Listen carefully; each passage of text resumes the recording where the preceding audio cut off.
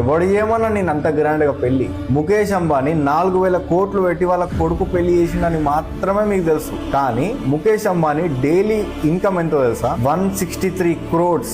Google చేయండి. దానిని month కి తీసుకుంటే 4,890 కోట్లు. అంటే ముఖేష్ అంబానీ కరెక్ట్ గా 1-2 months ఇన్కమ్ కూడా వాళ్ళ కొడుకు పెళ్లి ఖర్చు పెట్టలేదు. కానీ మనం మాత్రం కొన్ని నెలలు సంవత్సరాలు చేసిన సేవింగ్స్ మొత్తం తీసుకొచ్చి ఒక్క రోజుల ఖర్చు పెడతాం. అట్లా కాకుండా గ్రాండ్ ఉండాలని ఇంకా అప్పులు కూడా తీసుకొచ్చి పెడతాం. ఎవరో మనకు వచ్చి చెప్పాలి, మీ బిర్యానీ బాగుంది, వావ్ మీ డెకరేషన్ హైలైట్ ఉన్నది, అరే ఏసీ ఫంక్షన్ హాలా అని చెప్పాలి. లేకపోతే తృప్తి ఉండదు మనకి. అది కూడా మీ ముందే చెప్తారు.